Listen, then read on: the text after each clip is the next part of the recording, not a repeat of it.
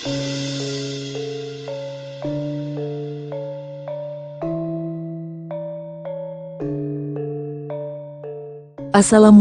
warahmatullahi wabarakatuh. Berjumpa kembali di channel Langit Bukit Menoreh Official. Di kesempatan kali ini, akan melanjutkan cerita di video sebelumnya, sebuah cerita karya Ebes, yang berjudul, Babat Negeri Leluhur, episode yang ke-49. Sebelum kita masuk ke ceritanya, tekan dulu tombol like video ini dan jangan lupa tekan juga tombol subscribe channel ini. Dan nyalakan juga lonceng notifikasinya, agar tidak ketinggalan cerita-cerita lainnya. Dan seperti apa untuk kisahnya kali ini, langsung saja kita masuk ke ceritanya.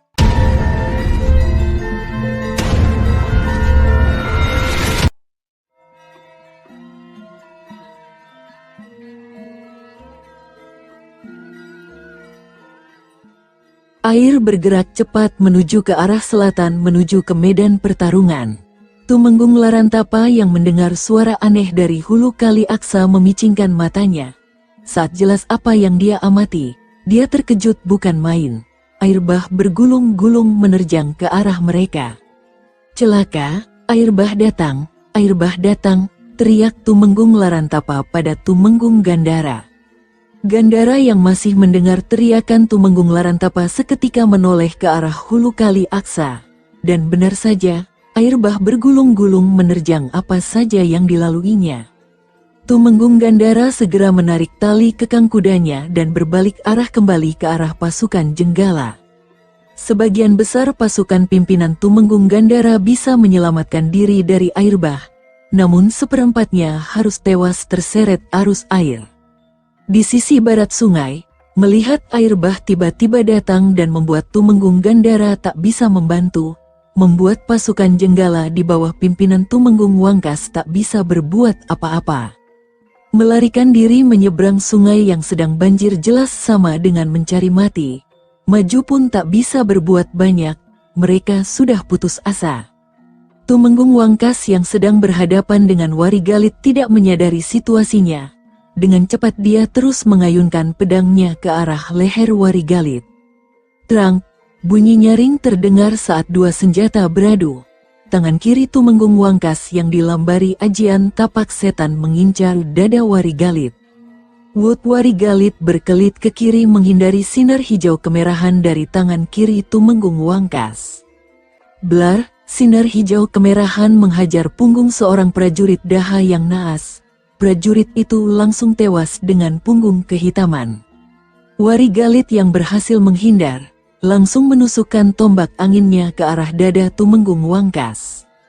Mantan anak murid padepokan Bukit Jerangkong itu berusaha menangkis tusukan tombak angin Warigalit, namun rupanya itu hanya pancingan.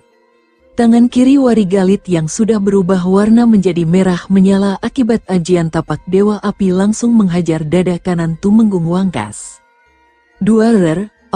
Tumenggung Wangkas terpental jauh, badannya melayang dan jatuh ke dalam air sungai yang sedang banjir. Dia tewas seketika. Warigalit mendengus dingin, lalu berteriak lantang pada pasukannya. Habisi mereka semua, jangan sampai tersisa. Pasukan Jenggala semakin putus asa melihat Tumenggung Wangkas tewas. Korban tewas terus berjatuhan dari kedua belah pihak. Namun karena kalah jumlah, pasukan Jenggala yang tewas jauh lebih banyak daripada prajurit Daha.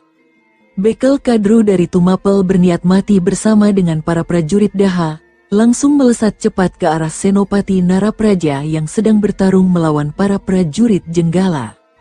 Ayunan pedang Bekel Kadru mengincar leher sang Senopati.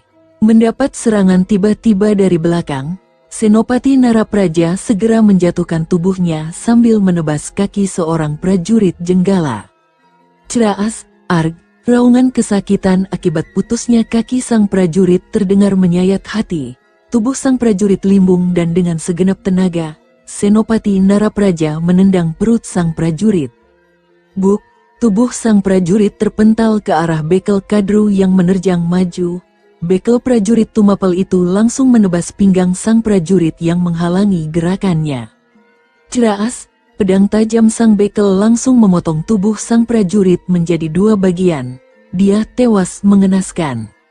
Karena gangguan dari prajurit tadi, Bekel Kadru tidak melihat saat Senopati Narapraja menjejak tanah dengan keras dan melompat cepat menuju ke arahnya sambil menebaskan pedangnya ke arah pinggang.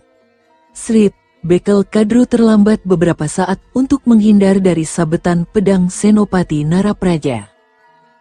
Tebasan pedang itu berhasil melukai pinggang sang bekel. Pria itu terhuyung-huyung ke belakang sambil membekap pinggangnya yang mulai mengeluarkan darah. Bekel Kadru melompat mundur 2 tombak, segera melepas baju dan mengikat lukanya. Sambil meringis menahan sakit, pria bertahi lalat besar di pipi kiri itu menatap tajam ke Senopati Narapraja. Mulut Bekel Kadru komat kamit merapal mantra ajian pada selintang andalannya. Tubuhnya seketika menjadi sekeras batu. Senopati Narapraja segera meloncat ke arah Bekel Kadru menebas lehernya. Terang pedang Senopati Narapraja seperti menghantam batu dan patah menjadi 2. Saat Senopati muda itu terkejut karena pedangnya patah, Bekel Kadru melayangkan pukulan tangan kirinya ke arah dada sang Senopati. Senopati Narapraja terlempar mundur dari depan sang bekel prajurit Tumapel dan jatuh terduduk di tanah. Dadanya sesak seperti baru dihantam balok kayu besar. Darah segar mengalir dari sudut bibirnya. Perlahan Senopati Narapraja segera berdiri. "Ayo maju Senopati Daha, pilih bacok yang mana?" tantang Bekel Kadru sambil menyeringai lebar. "Ilmu pada selintang, boleh juga kau Pak Tua." Tapi Narapraja tidak akan mundur selangkah pun dari medan laga. Senopati Narapraja mengusap darah di bibirnya dengan kasar. Senopati Narapraja segera membuang pedangnya yang tinggal separuh, kemudian mencabut keris pusaka Kiai Pamegat Nyawa. Keris pusaka itu menebarkan aroma seram layaknya pasetran angker dengan cahaya merah darah. Bekel Kadru terhenyak melihat kehebatan keris di tangan sang Senopati Daha. Senopati bangsat ini rupanya punya pusaka ampuh. Kalau harus mati, akan kubawa dia bersamaku, batin Bekel Kadru. Senopati Narapraja segera meloncat ke arah Bekel Kadru dan menusukkan kerisnya ke arah leher.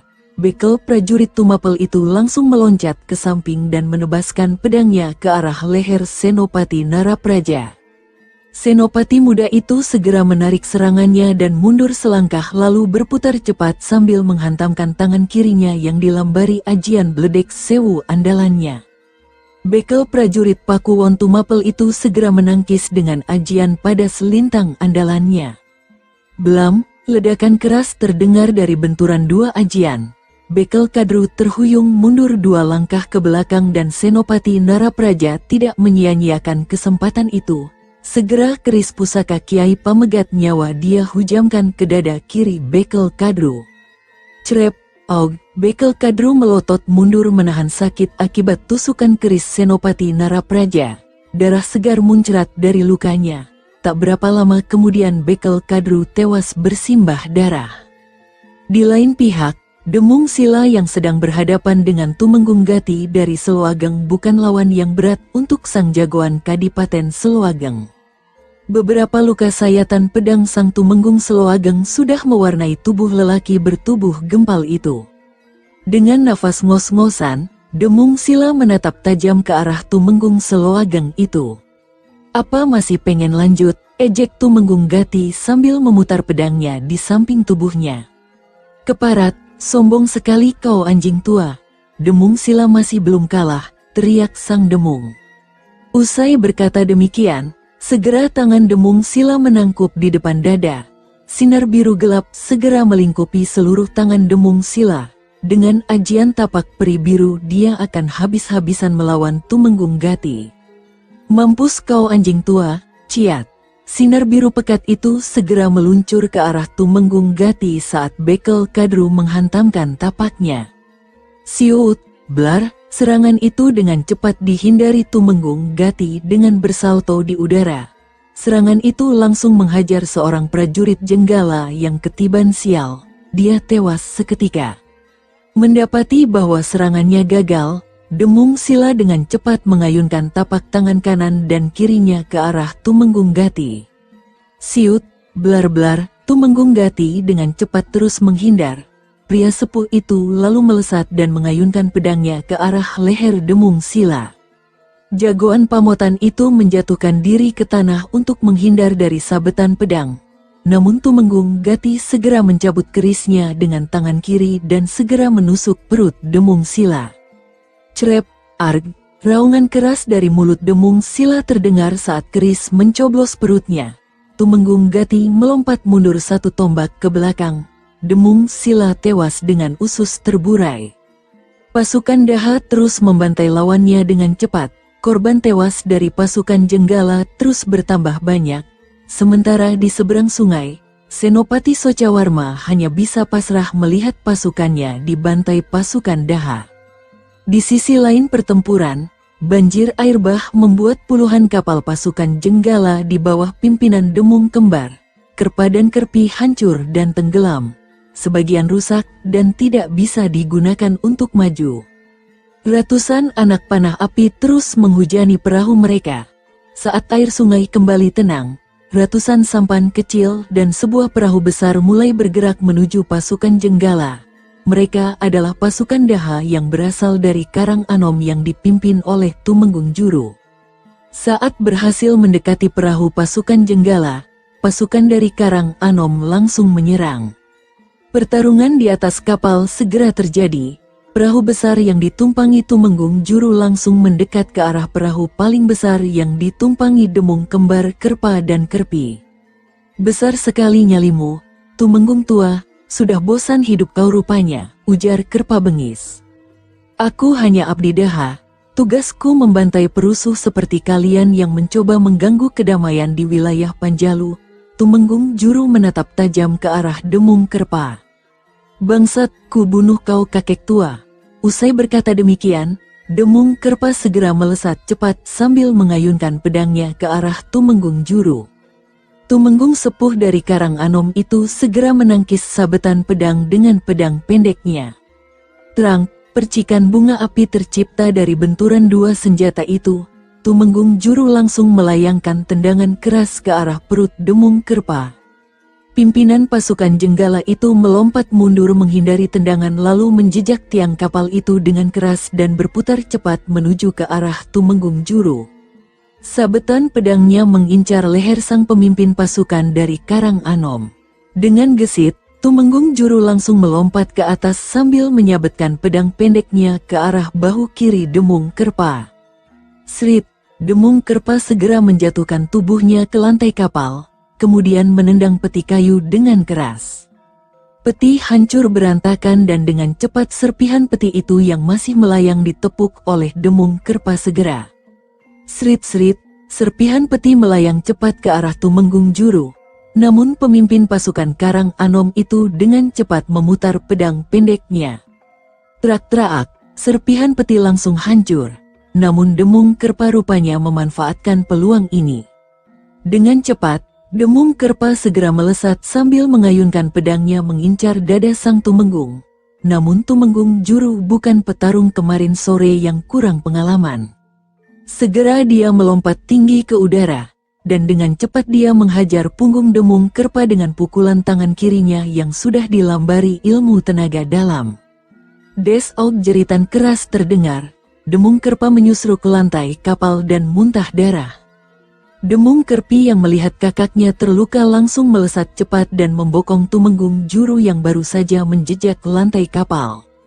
Srit arg, tebasan pedang Demung Kerpi telak melukai punggung Tumenggung Juru. Demung Kerpi tersenyum sinis menatap wajah sang pemimpin pasukan Karang Anom yang terluka. Namun sebuah anak panah melesat dengan kecepatan tinggi mengincar dada Demung Kerpi yang hendak menjejak lantai. Srit Crep-aug, panah Rajekwesi tepat menancap di dada kiri Demung Kerpi dan menembus jantungnya. Demung Kerpi terlempar ke pinggir kapal. Dari mulutnya darah segar mengalir keluar. Dia tewas kehabisan darah. Demung Kerpa yang baru muntah darah, melihat adiknya tewas murka. Dengan sedikit terlatih-tatih, dia bangkit hendak membunuh Tumenggung sepuh Karang Anom yang terluka parah itu. Namun lagi-lagi, anak panah Rajekwesi kembali menghajar dada sang Demung. Srit Crep arg, Walaupun terluka oleh panah, Demung Kerpa tetap bergerak maju. Rajakwesi yang ada di atas dahan pohon beringin besar di tepi sungai langsung mencabut 3 anak panah sekaligus dan membidik tubuh Demung Kerpa.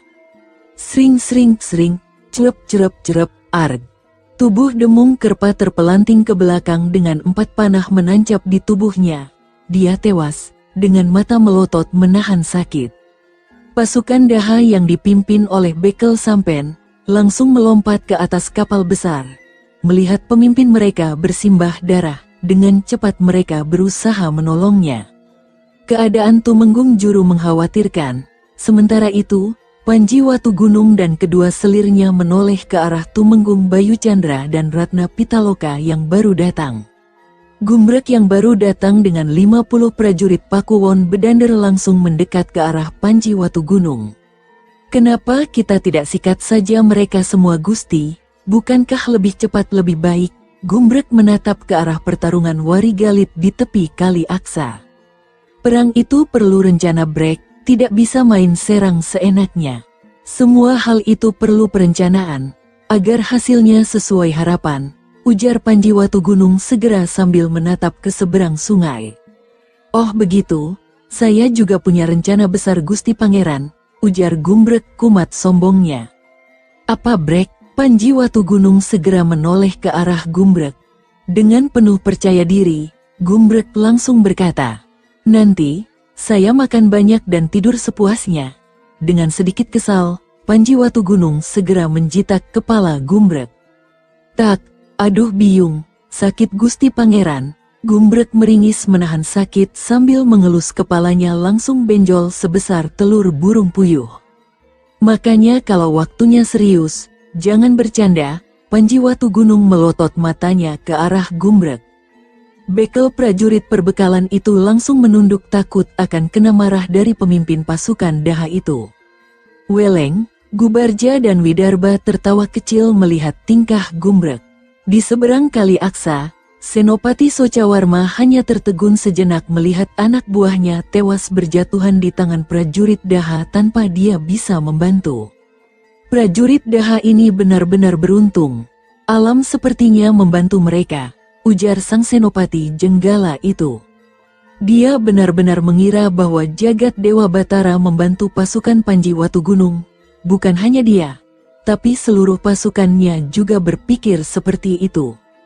Benar sekali Gusti Senopati, tapi hamba yakin kalau mereka tak seberuntung ini saat berhadapan dengan pasukan kita lain waktu, ujar Tumenggung Gandara. Dengan tersisa sekitar 6.000 prajurit, kemampuan tempur kedua pasukan kini berimbang. Saat Tumenggung Sancaka terakhir menebas leher seorang prajurit Jenggala, sorak-sorai para prajurit Daha langsung membahana. 4.000 pasukan Jenggala dibantai pasukan Daha kekuatan 6.000 prajurit. Meski kehilangan hampir 1.000 prajurit, tapi kemenangan ini layak dibanggakan. Tepi barat Kali Aksa benar-benar banjir darah. Ribuan mayat bergelimpangan di mana-mana. Bau anyir darah memenuhi udara di sekitar tempat itu. Air bah mulai surut. Senopati Socawarma segera memerintahkan kepada para perwira tinggi prajurit Jenggala untuk bersiap. Bende perang kembali bertalu-talu. Tumenggung Larantapa dan Tumenggung Gandara segera menyiapkan Wiuha Kagapati atau Garuda Ngelayang. Senopati Socawarma menjadi kepala Garuda, dan 2 Tumenggung menjadi sayapnya. Pasukan Jenggala segera bersiap. Melihat itu, Panji Watugunung segera menoleh ke arah prajurit peniup terompet tanduk kerbau di sebelahnya. Genderang perang segera berbunyi, tut, tut, tut. 3 bunyi terompet tanduk kerbau dan genderang menjadi tanda perubahan bentuk Wiuha prajurit Panjalu. Kalau tadi menggunakan Wiuha Karkataka Serenggi, kali ini Panji Watugunung memakai Wiuha Vajra. Sebagaimana bentuk Vajra yang berujung 3, Wiuha ini memiliki 3 ujung titik serang. Warigalit membantu Senopati Narapraja di kanan. Ratna Pitaloka membantu Tumenggung Ringkasamba di kiri. Sedangkan di tengah Bayu Chandra dari Tanggulangin dan Surontanu dari Wengker memimpin pasukan tengah dibantu Ringkasamba dari Kurawan. Panji Watugunung menjadi pangkal Vajra di belakang.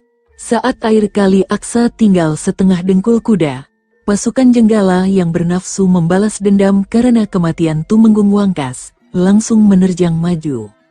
Kali ini Senopati Socawarma yang diapit Bekel Kosalya dan Demung Empu Kerta dari Pasuruan, ikut maju menyerbu. Jarasandha dan Ludaka bersiap memberi aba-aba pasukan panah berapi mereka.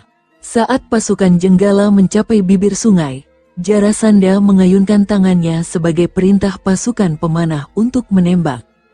Sring sring sring, puluhan anak panah berapi langsung menyerang ke arah jebakan yang sudah dipasang dan langsung mengacaukan wiuha yang mereka pakai. Semua pasukan Jenggala sibuk menghindari api yang menyala. Senopati Socawarma geram melihat pasukannya kacau balau. "Pertahankan wiuha ini, maju terus," teriak sang senopati berusaha untuk mengatur pasukannya. Gluduk, ratusan batu besar dan kayu gelondongan besar meluncur cepat dari puncak bukit di sisi utara medan laga. Tumenggung Larantapa terkejut bukan main. Awas jebakan, ratusan prajurit Jenggala yang tidak melihat, langsung terlindas gelondongan kayu yang menggelinding cepat dari puncak bukit, jerit kesakitan langsung terdengar. Sementara di sisi kiri, sayap Kagapati yang dipimpin Tumenggung Gandara langsung berhadapan dengan ujung Vajra kanan yang dipimpin oleh Senopati Narapraja dan Warigalit. Perang langsung pecah saat dua sayap pasukan bentrok. Para bekel pasukan Garuda Panjalu langsung melompat turun ke medan perang. Usai jebakan mereka sudah berhasil membuat para prajurit Jenggala kocar-kacir. Jarasandha langsung menyambar leher seorang prajurit Jenggala dengan keris Kiai Klotok andalannya. Krip sang prajurit langsung tewas saat keris Kiai Klotok menembus leher tembus tengkuknya. Ludaka dan Landung segera menyerang prajurit Jenggala yang menghadang langkah mereka. Gumbrek yang baru saja kena jitak Panji Watu Gunung, segera berlari menuju ke medan tempur. Pentung saktinya langsung menghajar kepala seorang prajurit Jenggala yang sedang mundur ketakutan. Buk, kepala sang prajurit Jenggala langsung pecah saat itu juga. "Itu ganti untuk kepalaku yang benjol," teriak Gumbrek sambil kembali mengayunkan pentungannya. Dari sisi kepala Kagapati, Senopati Socawarma merangsek maju ke arah tengah. Senopati andalan Jenggala itu langsung mengamuk. Dengan senjata pusaka di tangannya, Senopati Socawarma terus membantai prajurit Daha yang menghadangnya. Tumenggung Surontanu dari Wengker melihat pemimpin musuh mereka mengamuk, langsung menggebrak kudanya ke arah Senopati Socawarma. Setelah menjejak punggung kudanya, Tumenggung Surontanu langsung melesat cepat menuju Senopati Socawarma Yabek yang sedang membabat leher seorang prajurit Daha. Srit mendapat serangan dari Surontanu, Socawarma segera menjatuhkan tubuhnya dari atas kudanya. "Cecunguk Daha, beraninya berniat membokongku," geram sang pemimpin pasukan Jenggala. Tumenggung muda itu hanya menyeringai lebar mendengar ucapan Senopati Socawarma. "Dalam perang, semua hal itu perlu," balas Tumenggung Surontanu sambil memutar pedangnya. "Keparat, biar aku cabut nyawamu." Socawarma, Senopati sepuh Jenggala segera menjejak tanah dengan keras dan melesat cepat ke arah Tumenggung Surontanu. Sabetan pedangnya mengincar leher sang Tumenggung Wengker. Dengan cepat, Tumenggung Surontanu segera menangkis dengan pedangnya. Terang, bunyi nyaring terdengar saat dua senjata beradu. Mereka berdua segera bertarung dengan sengit. Setelah 20 jurus terlewati, bisa dilihat bahwa tenaga dalam mereka berbeda dua tingkat. Tumenggung Surontanu mulai keteteran meladeni permainan pedang sang Senopati dari Jenggala. Dengan gerak tipu memutar, Senopati Socawarma menyabetkan pedangnya ke arah dada Tumenggung Surontanu. Tumenggung muda dari Wengker itu dengan mudah menghindarinya, sambil mengayunkan pedangnya ke punggung lawannya. Srit, Senopati Socawarma segera menjatuhkan diri ke tanah. Namun tebasan pedang Tumenggung Surontanu masih bisa melukai punggungnya. Krip. Meski tidak dalam, namun tetap membuat punggung sang Senopati terasa perih. Senopati Socawarma murka seketika. Seketika dia menyarungkan kembali pedangnya, tangannya segera bersilang di depan dada. tiba-tiba muncul sinar merah kebiruan melapisi seluruh tangan Socawarma. Ajian Suryapati, ilmu kanuragan tingkat tinggi berunsur panas andalan perguruan Gunung Semeru. Melihat lawan mengeluarkan jurus kanuragan andalannya, Tumenggung Surontanu langsung bersiap. Tumenggung muda itu segera menyarungkan pedangnya. Setelah merapalkan mantra ajian cadas geni, tangan kanan dan kirinya diliputi cahaya berputar yang berwarna merah menyala. Socawarma seketika meloncat tinggi ke udara dan menghantamkan tangan kanannya ke arah Surontanu. Sinar merah kebiruan menerabas cepat menuju Surontanu. Wut Surontanu langsung menghadang ajian Suryapati dengan ajian cadas geni andalannya. Wing, blam, Tumenggung Surontanu langsung terpental jauh ke belakang. Tubuhnya roboh menghantam tanah. Tumenggung Wengker itu berusaha bangkit, dari mulutnya mengalir darah segar. Senopati Socawarma segera melesat cepat menuju ke arah Tumenggung Surontanu yang terluka dalam parah dengan mencabut pedangnya. Tumenggung Bayu Chandra dari Tanggulangin yang sedang bertarung melawan prajurit Jenggala di dekat arena pertarungan itu melihat kawannya dalam bahaya, berusaha menolong dengan menusukkan tombaknya ke arah pinggang Socawarma. Angin dingin tenaga dalam yang dirasakan oleh Senopati Socawarma membuat kakek tua itu segera merubah gerakan tubuhnya. Tring bunga api kecil muncul saat dua senjata yang dialiri tenaga dalam tingkat tinggi itu beradu. Dua orang itu segera melompat ke belakang sejauh 2 tombak. Mata Socawarma geram menatap Tumenggung Bayu Chandra. Di sisi lain, Tumenggung Gandara nampak mulai ngos-ngosan mengatur nafas saat berhadapan dengan Wari Galit yang gesit dengan ajian sepi anginnya. Dia melirik ke arah bekel rengku dari Dinoyo yang masih meladeni sabetan pedang Tumenggung Adiguna dengan candrasa andalannya. Bangsat muda ini hebat. Aku harus mencari cara untuk membuatnya terpecah pikirannya. Batin sang Tumenggung Gandara. Mata Tumenggung Istana Kahuripan itu menyapu sekitar medan laganya. Tiba-tiba terdengar jeritan. Arg, Tumenggung Adiguna rupanya tersabet candrasa bekel rengku. Meski tidak terlalu berbahaya, tapi teriakan itu cukup membuat Wari Galit menoleh.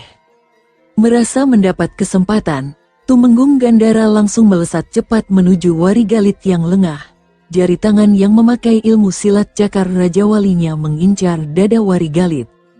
Srit Wari Galit terlambat menghindar beberapa saat. Meski berhasil mundur 2 langkah, namun cakar Tumenggung Gandara mampu melukai kulit dadanya. Tumenggung Gandara langsung melompat menjauh setelah menyerang. Seringai lebar menghiasi wajah Tumenggung Gandara. Wari Galit merasakan perih pada dadanya. 5 bekas cakaran tangan tercetak jelas di sana. Dengan murka, Wari Galit melepas sarung tombak anginnya. Dengan gerakan cepat karena ajian sepi angin, Wari Galit melesat ke arah Tumenggung Gandara. Pria licik itu segera mencabut pedangnya saat tombak angin Wari Galit menusuk lurus ke arah dadanya.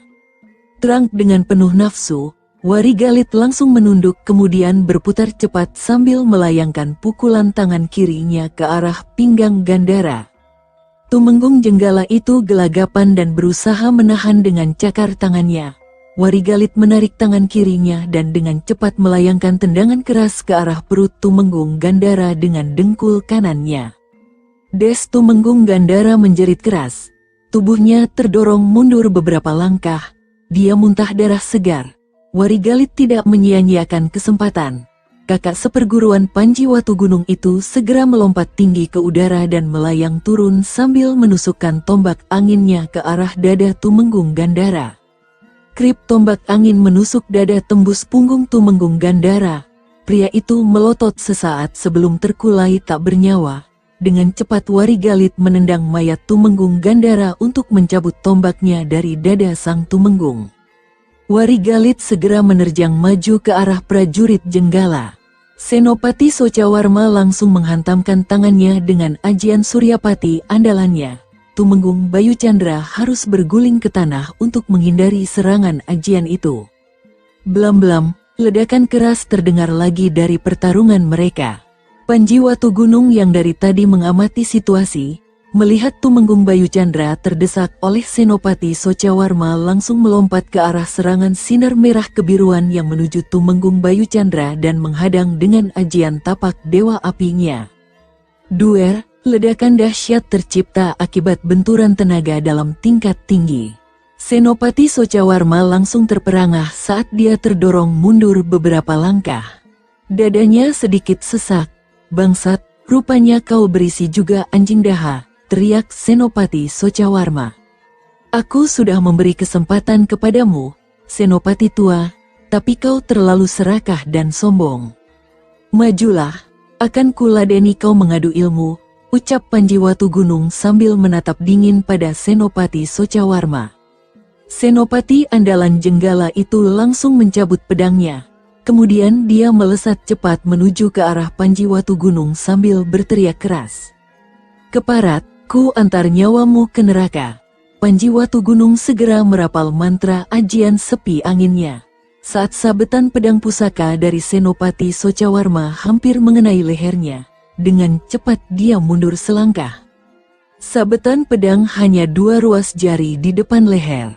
Secepat kilat, Panji Watugunung segera melesakkan pukulan keras ke perut Senopati Socawarma. Pemimpin pasukan Jenggala itu langsung memapas pukulan dengan tapak tangan kirinya. Blar, ledakan keras terdengar dari benturan 2 serangan tangan kosong, keduanya mundur 2 langkah ke belakang. "Sebelum ku cabut nyawamu, terakhir kali aku peringatkan. Menyerahlah anak muda, perlawananmu hanya sia-sia saja," ujar Senopati Socawarma jumawa. "Kakek tua renta, sudah bau tanah tapi masih tetap sombong. Jangan kau pikir karena kau punya ajian Suryapati, maka aku akan takut padamu. Puh, majulah, jangan banyak bicara." Panji Watugunung mulai gusar. "Dari mana kau tahu aku punya ajian Suryapati, setan cilik?" Senopati Socawarma langsung terkejut saat mendengar ucapan Panji Watugunung. "Paman guruku, Empu Wanabaya dari Padas Putih juga punya ilmu itu." Panji Watugunung tersenyum tipis. Senopati Socawarma langsung terkaget mendengar ucapan Panji Watugunung. Gurunya, Empu Dharma, mengatakan bahwa kakak seperguruannya yang bernama Resi Bagaspati mendirikan sebuah padepokan bernama Padas Putih di lereng Gunung Penanggungan. Kalau benar demikian, berarti asal mula ilmu mereka berasal dari orang yang sama.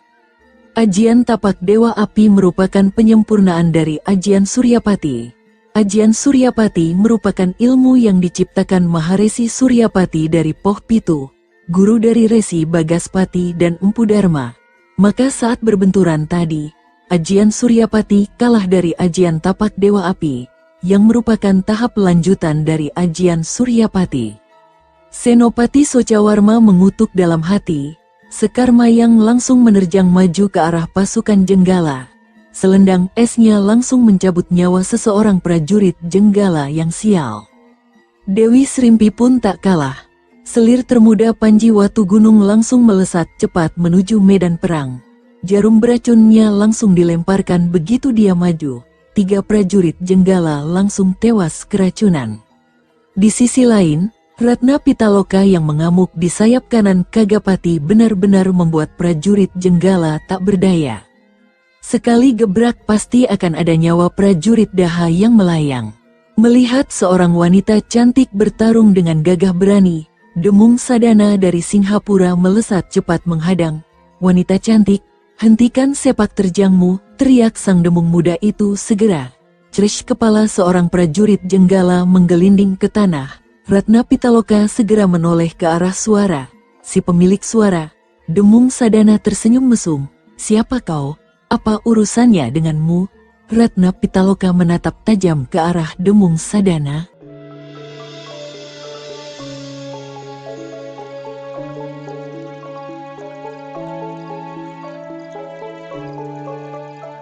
Sahabat pendengar setia Langit Bukit Menoreh official yang berbahagia, sampai di sini dulu ceritanya. Bagaimana kelanjutan kisahnya? Nantikan kelanjutan cerita ini di video berikutnya. Agar tidak ketinggalan kelanjutan cerita ini, klik tombol subscribe channel ini dan nyalakan juga lonceng notifikasinya. Wassalamualaikum. warahmatullahi wabarakatuh.